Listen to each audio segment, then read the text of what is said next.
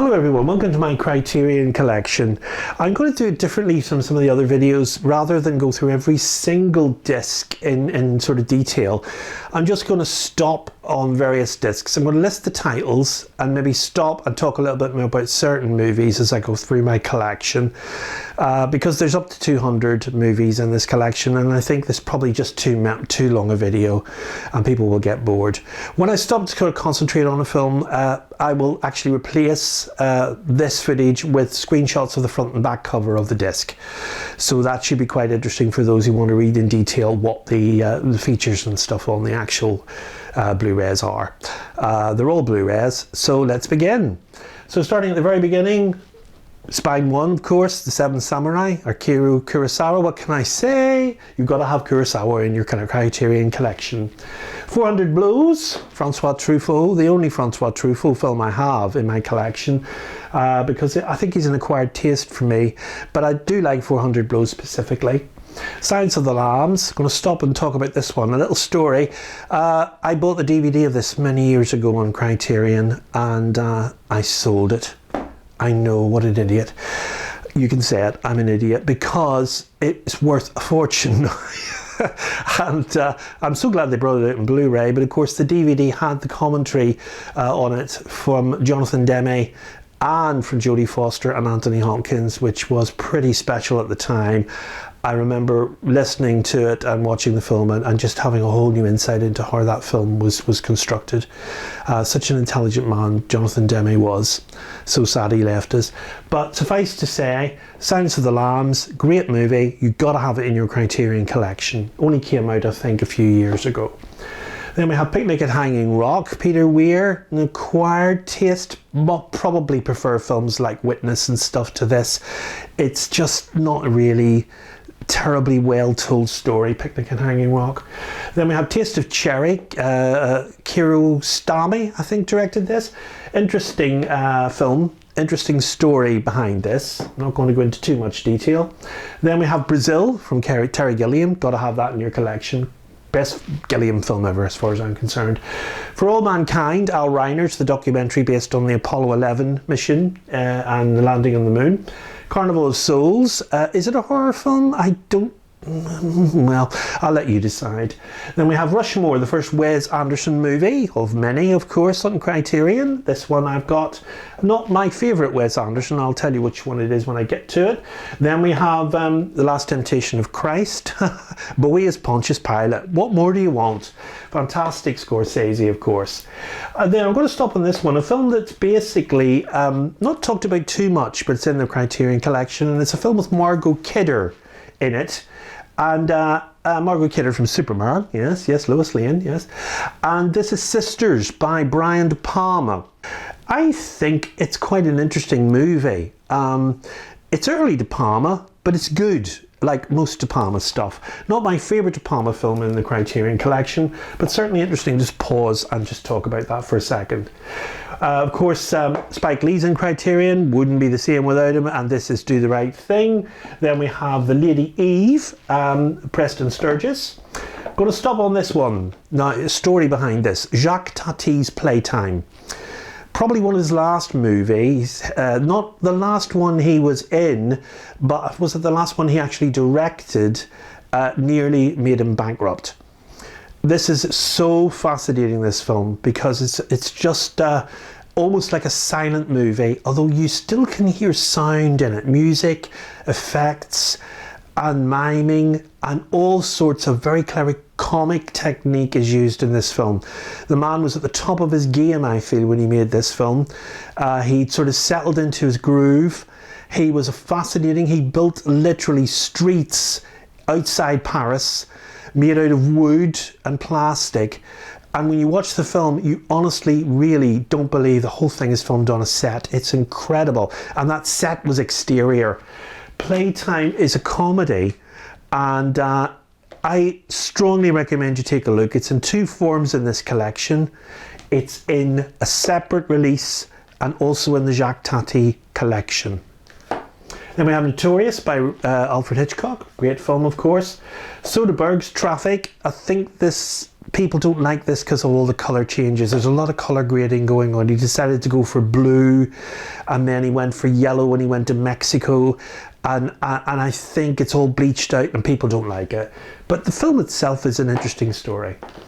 Then we have another Wes Anderson, still not my favourite, The Royal Tenenbaums, but it's got a great cast in it. Love Gene Hackman in this specifically. Interesting comedy from 1980, this one. Ronald Neam's Hopscotch with Walter Matthau and Glenda Jackson. Then we have Andrei Tarkovsky's Solaris. Well, enough said on that. Then we have the Monterey Pop Festival. Bought this because I just wanted something different. Nice book in this, and they haven't done Woodstock in the Criterion collection. I suppose this is the next best thing. Then we have Sam Peckinpah's Straw Dogs. Very divisive film, this. What can I say? Dustin Hoffman, I think, was quite surprised. He was in a scene where Susan George was nearly raped, literally, on set, and I think it really did upset him. The cover's very good with the broken glasses because it's quite iconic as a shot from the film. It is a Peckinpah film. He's normally known for bloodbaths. There is a bit of blood in it, but to be honest, it's not what it's about. It's about the victimization of a woman, and to a certain extent, the victimization of the man as well. Fascinating film, and I'm not going to recommend it because it's not everybody's cup of tea. Take it or leave it. Videodrome, Cronenberg.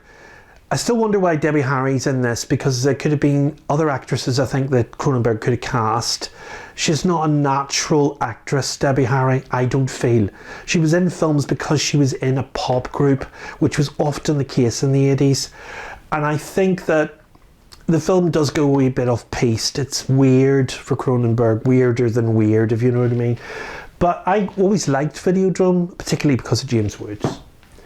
Then we have Shortcuts, Robert Altman. Great crisscross of character stories in this. Fascinating the way they just intersect, and all set in LA, and that's a great place to set a film. Then we have, really, this is my only Bergman. Ooh, I know, what are you doing? Anyway, I haven't bought the box set. I'm not a massive Bergman fan. For me, he's an acquired taste for me. But this one stood out for me, Fanny and Alexander. Then we have Gus Van Sant and My Own Private Idaho, River Phoenix's best ever performance in my opinion. Streets ahead of anything else he's ever done. And also love Keanu Reeves in this film as well. Hoop Dreams, it's a documentary about basketball, but it's good. It's good. It's entertaining and very informative. And then we had Au Hasard Balthazar by Robert Bresson. And this is another Wes Anderson, still not my favourite, The Life Aquatic. Then we have Mike Leigh, fascinating director Mike Leigh. I love Mike Leigh. So excited to know that Secrets and Lies is coming out in the US on Criterion this year. Maybe we'll get a UK release. I think I'll hunt it down in the US. I love that film so much. Naked, I think, is Hughless's best ever performance, hands down. He commands this movie. Wonderful. Then we have Linklater's Dazed and Confused, Edward Yang's Yi Yi, and I'm going to stop on this one. I bought this last year on DVD on eBay for about £40 I paid because I was really intrigued by it. And then they announced it coming out on Blu-ray a few months later and I was mortified. Anyway, I have to take it out to say the name of it. Please excuse me. Symbiocytotoxoplasm. William Greaves. What a mouthful. It's fascinating. It's basically this guy who turns his camera on in a park in New York and he films everybody.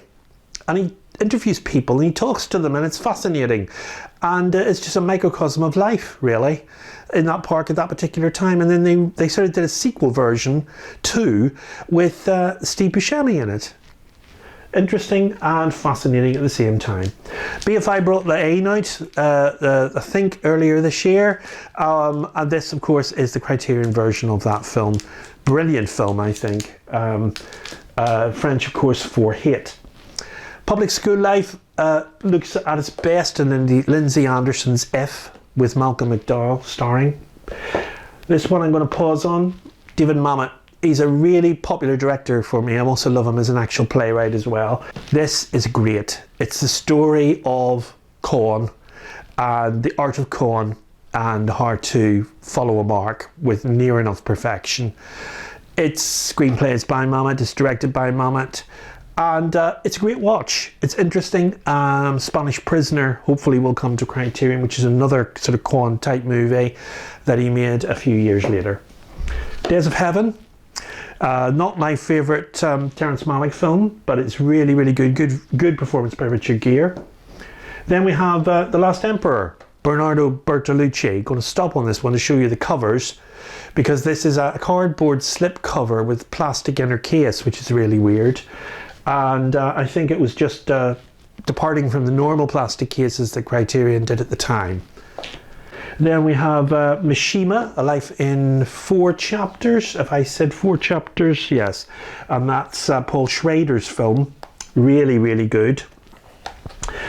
Another Wes Anderson, again not my favourite, Bottle Rocket. I think everybody probably has that in their collection. This one I watched recently because I hunted it down because I was quite intrigued after the death of John le Carré, the spy who came in from the cold. This is absolutely brilliant. Richard Burton, amazing in this, absolutely superb. Another one I'm going to show you the cover of because maybe not many people have this, and it's very unusual for Criterion to have a blue plastic Blu-ray Amaray case. For the Curious Case of Benjamin Button. This did come out on Criterion, would you believe, and has got a lot of features on it. I'm going to show you the covers of it now, and it's really, really interesting. Interesting film. Of course, Fincher. We need more Fincher on Criterion. Just saying it. Then we have a film I tracked down just a few weeks ago. Very pleased I got it at a decent price. Nice condition as well. The two-part box set of Che by Soderbergh. And Benicio del Toro, of course, playing Che Guevara. Paris, Texas, Wim Wenders. Oh, what can I say about Harry Dean Stanton in Paris, Texas that hasn't already been said? Then we have Hunger, Steve McQueen. Recently, a lot of attention on him, of course, from the Small Axe movies on BBC. He's done some great films, 12 Years a Slave. Hunger, I think, is one of his best. Much overlooked. It's the story of Bobby Sands and the famous Northern Ireland prison food hunger strikes. And the part that Michael Fassbender plays in this film, seriously, what that man must have gone through to be Bobby Sands and to look like Bobby Sands towards the end of his death is absolutely fascinating. I'm going to show you the cover and the back cover of that now. I think it's one of my favourite Criterions and my favourite Fassbender performance ever. The Fugitive Kind, Sidney Lumet. A couple of Sidney Lumets here in the Criterion collection. Of course, great central roles here in this film as well, from Sidney Poitier and Marlon Brando.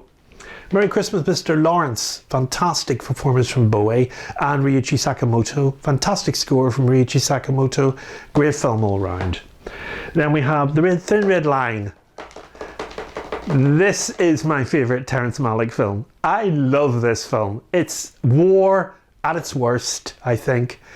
There's one scene that's absolutely harrowing to watch. The music is incredible. The sound, ambient sound for the film, you've got a surround sound system and you watch The Thin Red Line, it places you in the grass along with those soldiers. It's absolutely amazing. Can't rave enough, recommend enough The Thin Red Line. Paths of Glory, of course, fantastic Kubrick film with Kirk Douglas, I think, in one of his iconic roles. What more can be said about that? The Darjeeling Limited, still not my favourite Wes Anderson movie. One that's overlooked though, of course, but I have got it. 5 Easy Pieces, fantastic Jack Nicholson role in this film as well. Broadcast News, I do like James L. Brooks. Very, very pleased to hear Defending My Life's come into Criterion in the spring of this year. This is great broadcast news. I love the comedy in this. I love Albert L. Brooks and I love Holly Hunter and I love William Hurt. All three fantastic in this film. Fish Tank, a British film which I think a girl used to be in EastEnders. I've forgotten the actual name of the actress. Unusual, very earthy sort of gritty film. I think it was filmed in Grays or Corringham or somewhere near there. Sweet Smell of Success, great Burt Lancaster role here, fantastic. Then The Times of Harvey Milk came out recently on Criterion. Was originally on DVD in the Criterion collection. Great film. I like Milk with Sean Penn, but this, of course, is a documentary of the actual guy himself. And it was nice to see footage of Harvey Milk. Then we have Topsy Turvy, great film with Jim Broadbent, the story of Dolly Cart and Gilbert and Sullivan. Fantastic. Then we have Blowout. This is my favourite De Palma film, of course, with John Travolta in a fantastic role as the guy who basically has all his sound destroyed when he witnesses a murder. Something Wild. Jonathan Demme, interesting. Particularly Melanie Griffiths in this. Love her. Then we have The Great Dictator. This is my only Chaplin Criterion. Not a massive fan of Chaplin, but this so impressed me. Not because he talked in the film, but just, again, he was at the top of his game when he made this movie. And that speech he makes at the end, pretending to be Hitler, absolutely inspired. Wow. Moving on, I'm going to have to go down now to go through these. Now, what I'm going to do is I'm going to do this in two parts because I've realised there are so many discs here I can't chunter on every single one. So I'm going to stop at the end of this row and then we can have a part two. So The Killing, again, Stanley Kubrick, one of his early movies. It's interesting. It's not Kubrick at his best, I have to say, in all honesty. This is great. Reginald Rose wrote the play, and the film, of course, was directed by Lumet. 12 Angry Men. Fantastic cast in this film. Anatomy of Murder, another great courtroom film with James Stewart. Harold and Maude, another Hal Ashby film. I've got another Hal Ashby title in the Criterion, you'll come to it soon. Great film, very funny, and of course Ruth Gordon won an Oscar for her role in Harold and Maude. Being John Malkovich. I'm going to stop on this one. When I saw this film I thought, are they kidding? Is this really happening? Because there's so much weird stuff going on in this movie. I have to say, this guy is very... Spike Jonze, he's very sort of clever.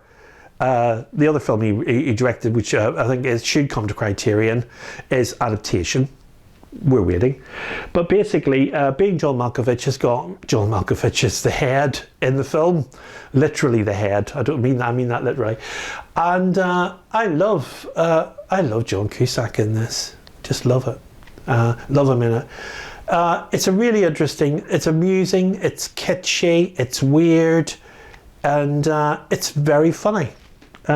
Recommend it, Being John Malkovich. Then we have Weekend, which Andrew Haigh directed. There's two Andrew Haighs, I think, in the Criterion collection. The other one's 48 Years.